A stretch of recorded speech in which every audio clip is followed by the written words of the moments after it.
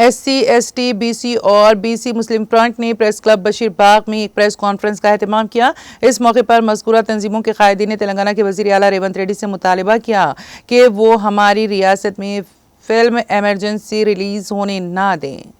क्योंकि ये फिल्म से हमारे माशरे में इसके बुरे नताइज होने का इम्कान है।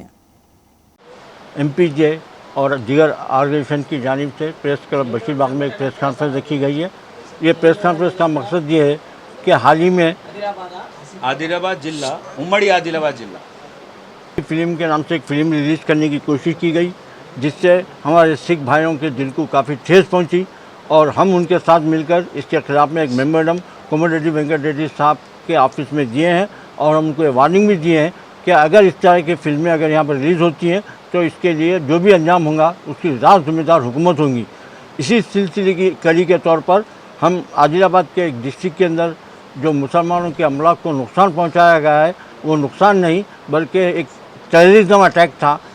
उससे ये साफ हम देखने में मिला कि गांव के मामूली लोगों को अटैक करने के लिए बाहर से 1000 से 1200 आदमी आए और आते सो आते वो बेवजह लोगों के दुकान में घुस के दुकान को तोड़ फोड़ करे,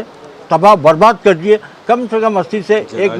100 करोड़ का वहाँ पर मुसलमानों का नुकसान हुआ है। हम ये सोचे थे कि इस मुल्क की इस रियासत की हुकूमत कांग्रेस इसके ऊपर कोई रद्दमल देंगी और उस मुआवजे का ऐलान करेंगी, लेकिन ऐसा कुछ नज़र नहीं आया। इससे साफ जाहिर है कि या तो कांग्रेस खुद वो काम कराई या तो फिर जो करे उनके साथ कांग्रेस रात मुलविस है। इस तरीके की हरकतें ये रियासत में नहीं चलते और ये हम वार्निंग दे रहे हैं हुकूमत को कि एक हफ्ते के अंदर अगर हुकूमत उन लोगों का मुआवजे का ऐलान नहीं करेंगी और जो कातिल है उनको गिरफ्तार नहीं करेंगी तो इसके खिलाफ में SC, ST, BC, मुस्लिम और सिख मिलकर एक बड़े पैमाने पर एहतजाज करेंगे और हुकूमत से नुमाइंदगी करेंगे।